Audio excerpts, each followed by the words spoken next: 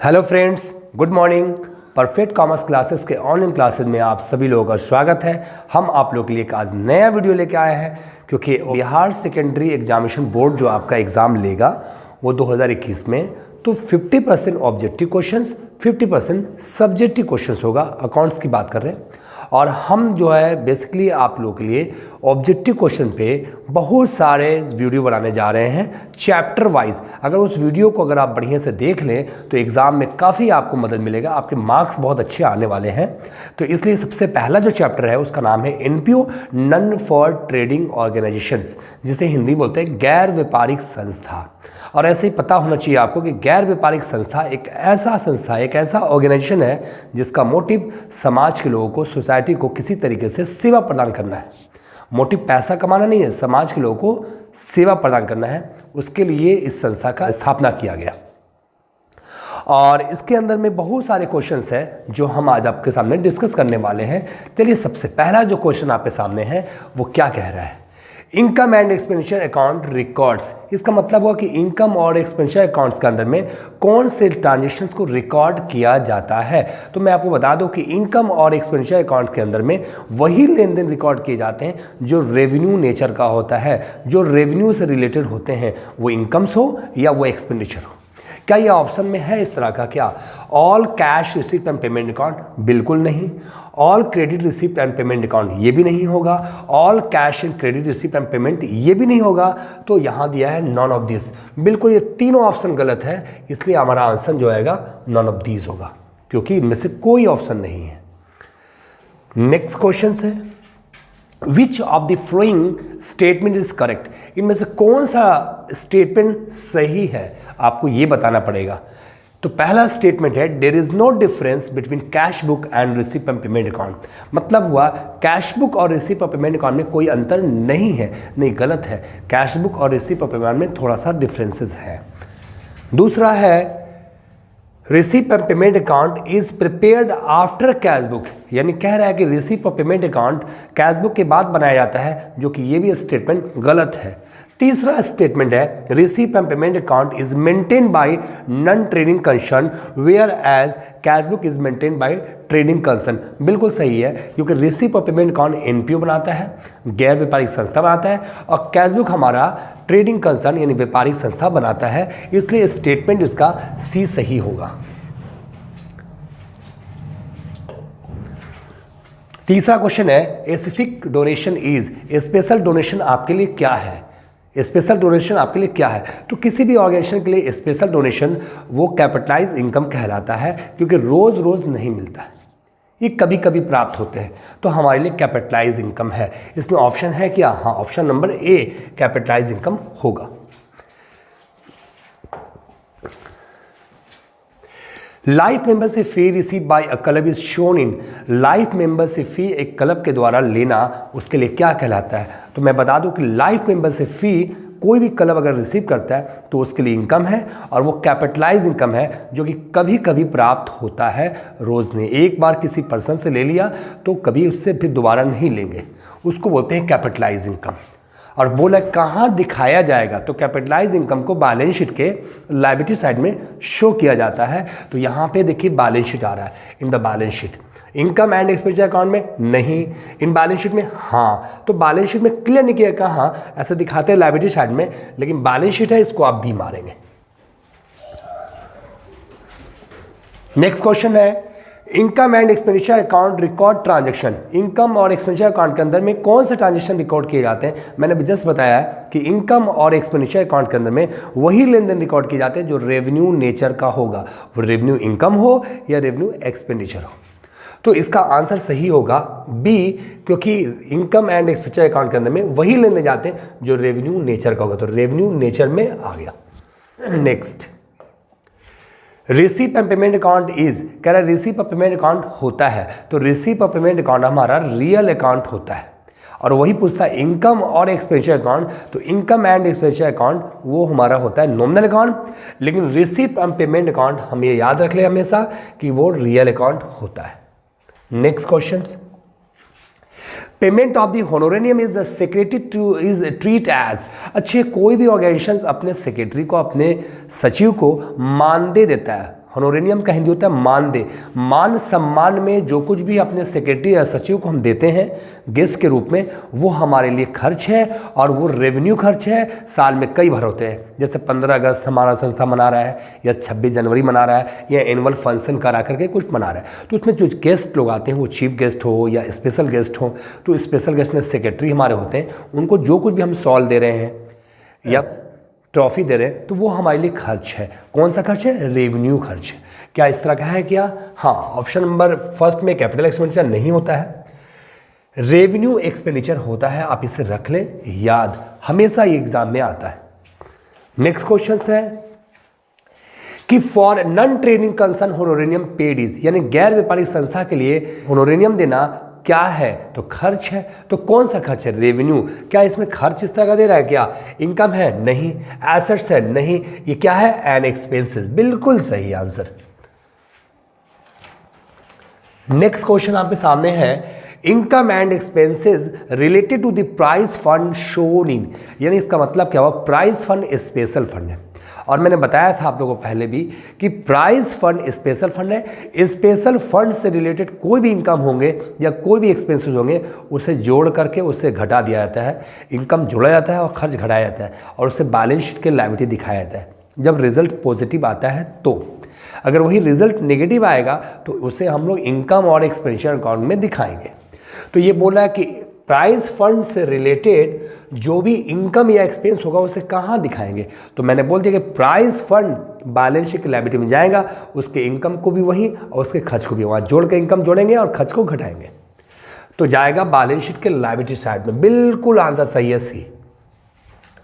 Next question है कि donation receive for special purpose. अच्छा, डोनेशन आपने रिसीव किया है किसी स्पेशल पर्पस के लिए, तो वो आपके लिए क्या होगा? कहाँ दिखाएंगे? Should be credit income expenditure नहीं, क्योंकि डोनेशन स्पेशल डोनेशन जो ले रहे हैं वो खास पर्पस के लिए ले रहे हैं, वो रोज़ नहीं लेते हैं, वो हमारे लिए इनकम है और कैपिटलाइज इनकम है, जिससे बैलेंस शीट में दिखाया जाएगा लायबिलिटी साइड में। Should be credit in the separate account and should in the balance sheet. Yes, ये आंसर हमारा बी होना चाहिए। बैलेंस शीट ये सब में तो नहीं दिखाएंगे क्योंकि ये हमारी लायबिलिटी है, क्योंकि स्पेशल डोनेशन रिसीव मैंने किया है, तो इसलिए वो जाएगा बैलेंस शीट में जाएगा और सेपरेट अकाउंट में दिखाया जाएगा। The main object of the non trading organisation का मेन ऑब्जेक्ट क्या होता है? तो मैंने बता दिया कि नॉन ट्रेडिंग ऑर्गेनाइजेशन का मेन उद्देश्य होता है समाज की सेवा करना, यानी टू सर्व द सोसाइटी, समाज की सेवा करना होता है, क्योंकि मोटिव पैसा कमाना नहीं है। नेक्स्ट क्वेश्चन है, कैपिटल फंड इज कैलकुलेटेड, यानी कैपिटल फंड कैसे निकाला जाता है? तो मैं बताऊँ, ट्रेडिंग ऑर्गेनाइजेशन रहेगा तो एसेट्स में से लायबिलिटी घटाता है तो उसका कैपिटल आंसर आता है, लेकिन ये नॉन ट्रेडिंग ऑर्गेनाइजेशन है तो नॉन ट्रेडिंग के अंदर में एसेट्स में से लायबिलिटी घटाते हैं, तो उसे हम लोग बोलते हैं कैपिटल फंड। इसलिए आंसर आपका होगा assets minus liabilities, B answer होगा। Next question, receipt and payment account usually indicate, कह रहा है रिसीप और पेमेंट अकाउंट यूजली क्या दिखाता है? तो मैं बता दूं, रिसीप और पेमेंट अकाउंट की शुरुआत अक्सर टू बैलेंस बीडी से होती है, जो डेबिट साइड में होता है, तो उसका आंसर होगा डेबिट बैलेंस। नेक्स्ट क्वेश्चन है कि out of the flowing item which one is shown in the receipt and payment accounts, कह रहे हैं इसमें से कौन ऐसा ट्रांजेक्शन है जिसे रिसीप और पेमेंट अकाउंट में दिखाया जाता है?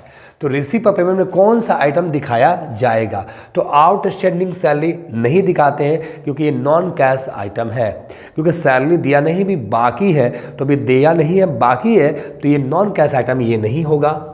डिप्रिसिएशन भी नॉन कैश आइटम है, क्योंकि कैश में डिप्रिसिएशन नहीं होता है, वो तो वैल्यू एसेट से गिरता है, ये भी आंसर नहीं होगा। लाइफ मेंबरशिप फी बिल्कुल होगा, क्योंकि लाइफ मेंबरशिप फी अगर रिसीव करेंगे तो कैश में ही रिसीव करेंगे, इसलिए इसका आंसर नंबर सी होगा। और इक्विटी सब्सक्रिप्शन या चंदा बाकी है वो भी नहीं होगा। 15 नंबर क्वेश्चन है, which of the following is not an income, इनमें से कौन सा रेवेन्यू इनकम नहीं है, यानी इनमें से कौन सा इनकम नहीं है? तो सब्सक्रिप्शन ये भी ऑर्गेनाइजेशन के लिए इनकम है, डोनेशन ये भी इनकम है, सेल ऑफ टिकट जब कोई संस्था प्रोग्राम कराती है तो टिकट बेचती है तो टिकट से जो पैसा आएगा वो भी इनकम है, तो तीनों इनकम है। तो एंडोमेंट फंड, तो एंडोमेंट फंड जो होता है वो इनकम नहीं है, इससे D option. Next question, receipt and payment account is a summary of, कह रहा है रिसीप ऑफ पेमेंट अकाउंट का समरी क्या दिखाता है। तो मैं बता दूं रिसीप ऑफ पेमेंट के अकाउंट के अंदर में वही लेन देन जाता है जो कैश नेचर का होता है। एक बात, रिसीप ऑफ पेमेंट अकाउंट के अंदर में वही लेन देन जाता है जो रेवेन्यू हो या कैपिटलाइज हो या हमारा रेवेन्यू इनकम हो या कैपिटलाइज इनकम, यानी ऑल तरह का नेचर दिखाया जाएगा, रेवेन्यू या कैपिटलाइज। सारे खर्च सारे फायदे दिखाए जाएंगे, पर ध्यान रहे केवल कैश ट्रांजेक्शन ही रिकॉर्ड होगा। तो यहाँ पॉइंट नंबर ए में कह रहा है कि all capital receipt and payment, नहीं, केवल कैपिटल की बात कर रहा है। बी में कह रहा है कि all revenue receipt and payment, केवल रेवेन्यू की बात कर रहा है, ये भी नहीं होगा। ऑप्शन नंबर सी कहता है कि all revenue and capital receipt and payment account, यानी सारा तरह का रेवेन्यू आइटम और सारा तरह का कैपिटल आइटम जाएगा, इसलिए option number C is right. Next question आपके सामने रहा ये कि income and expenditure account is prepared, कह रहा कि इनकम और एक्सपेंडिचर अकाउंट बनाया जाता है किसके द्वारा, तो गैर व्यापारिक संस्था के द्वारा। तो यहाँ ऑप्शन है क्या, हाँ है सर, नॉन ट्रेडिंग ऑर्गेनाइजेशन, यानी कि गैर व्यापारिक संस्था के द्वारा। नेक्स्ट क्वेश्चन आपके सामने ये रहा, यहाँ क्वेश्चन है कि सब्सक्रिप्शन हमने रिसीव किया है ड्यूरिंग द ईयर्स में 1,80,000 रुपया। Subscription outstanding at the end of the years, subscription हमारे पास एंड ऑफ द ईयर्स में 20,000 रुपया है। Subscription receive in advance at the end of the year 10,000 रुपया। तो मैं बता दूं वहाँ पे एक बात, आउटस्टैंडिंग अगर एंडिंग होगा तो उससे जोड़ा जाएगा, आउटस्टैंडिंग बिगिनिंग होगा तो उससे घटाया जाएगा। अगर एडवांस की बात करेंगे तो ठीक इसका अपोजिट होता है, एडवांस अगर एंडिंग होगा तो उससे घटाएंगे और एडवांस अगर बिगिनिंग होगा तो जोड़ेंगे। तो यहाँ पे कैलकुलेट करना है कि एक्चुअल सब्सक्रिप्शन मेरा कितना होगा। देखिए सब्सक्रिप्शन आपने कितना रिसीव किया, तो 1,80,000 रिसीव किया, पहले लिख लीजिए। उसके बाद बोल रहा है यहाँ पे कि outstanding at the end of the years, subscription outstanding ending हमारा 20,000 रुपया है। तो आउटस्टैंडिंग जब एंडिंग होता है तो हम लोग उसको क्या करते हैं, ऐड करते हैं, तो टोटल आ जाएगा 2 लाख रुपया। चलिए फिर आगे बोलता है कि subscription receive in advance at the end of the year, subscription advance में ले तो एंड है, जब एंड होता है तो उसको लेस करते हैं क्योंकि ये एडवांस है। तो 2 लाख में से अगर 10,000 घटा देंगे तो टोटल अमाउंट आना चाहिए 1,90,000 रुपया, यही हमारा एक्चुअल सब्सक्रिप्शन हुआ। ऑप्शन कौन सा होगा, बी होना चाहिए। नेक्स्ट यहाँ कर in non for profit organisation excess of expenditure over the income is called. आप जब इनकम और एक्सपेंडिचर अकाउंट बनाते हैं तो एक साइड में इनकम होता है और एक साइड में एक्सपेंडिचर होता है। तो ये कह रहा है कि एक्सपेंडिचर अगर ज़्यादा होगा और इनकम कम होगा तो उसको डिफरेंस को क्या बोलेंगे। तो अगर एक्सपेंस ज़्यादा है और इनकम कम है तो वो हमारे लिए लॉस है, यानी डिफिक्ट होगा।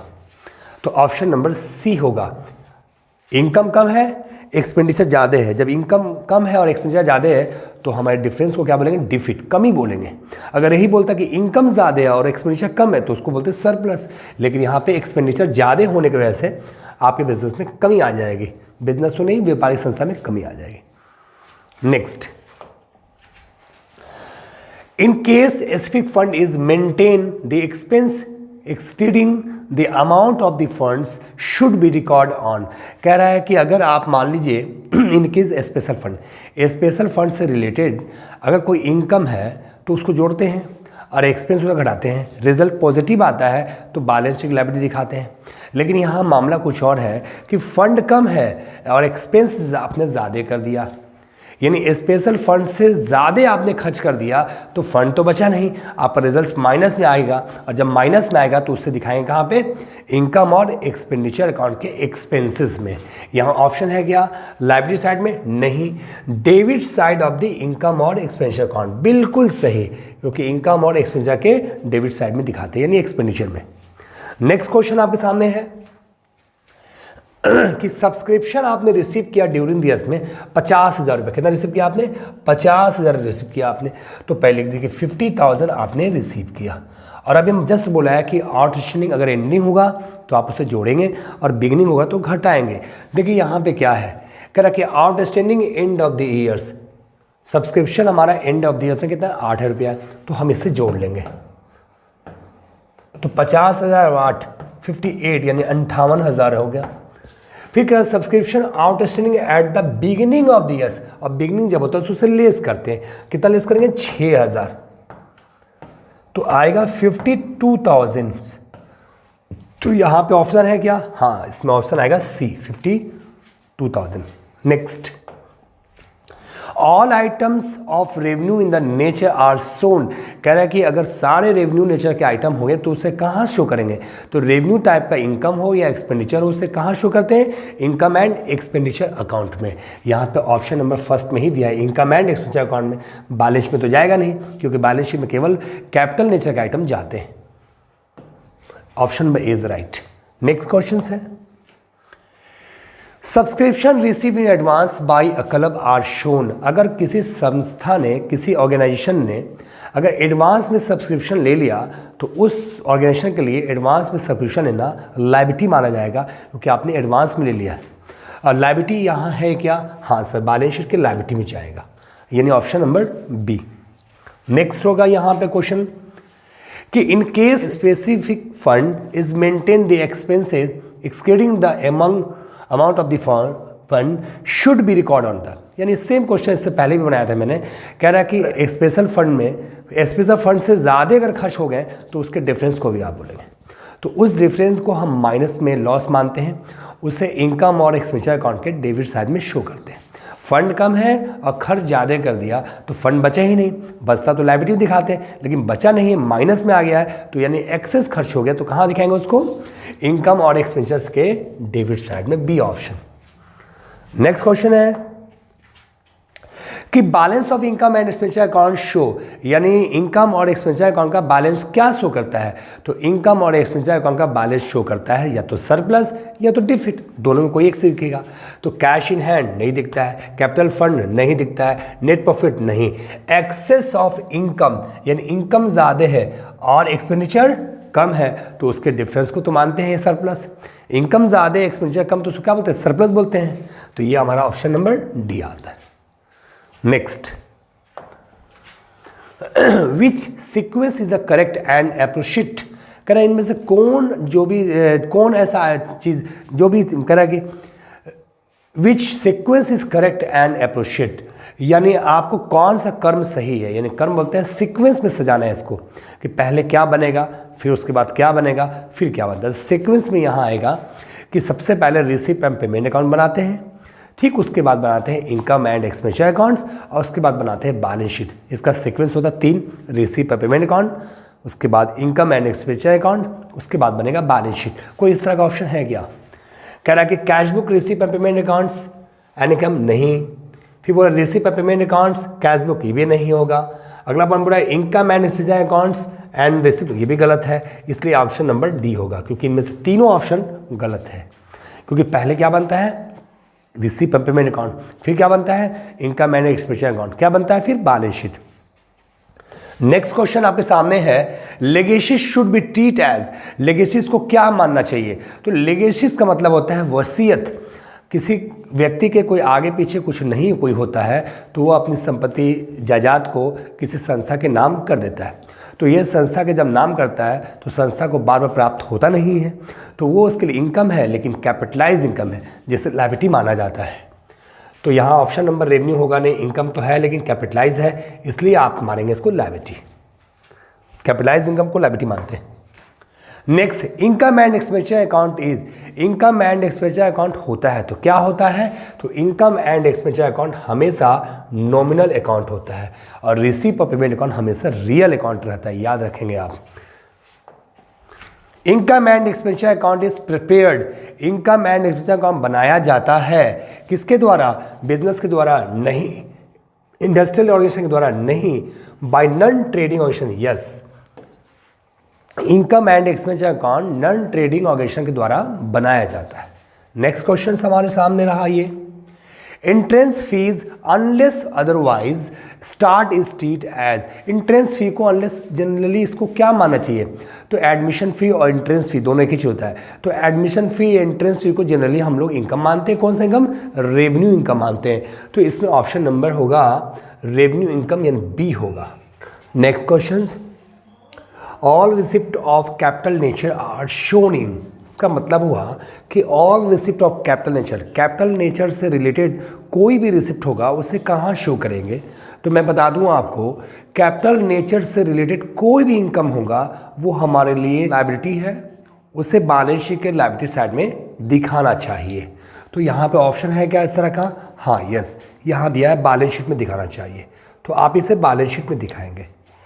नेक्स्ट क्वेश्चन है कि outstanding subscription is, outstanding subscription का मतलब है कि हमारी संस्था का कुछ चंदा बाकी है।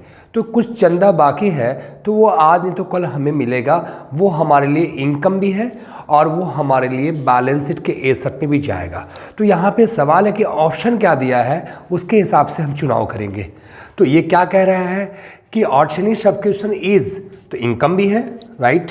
दूसरा बी, एसेट्स भी है, राइट। इसलिए हम इसे ऑप्शन नंबर सी मारेंगे, क्योंकि आउटस्टैंडिंग सब्सक्रिप्शन वो इनकम है जो अभी मिला नहीं, हमें मिलेगा।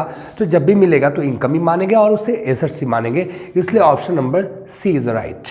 नेक्स्ट क्वेश्चन आपके सामने है कि which of the following is not non trading organizations, इसमें से कौन सा नॉन ट्रेडिंग ऑर्गेनाइजेशंस नहीं है?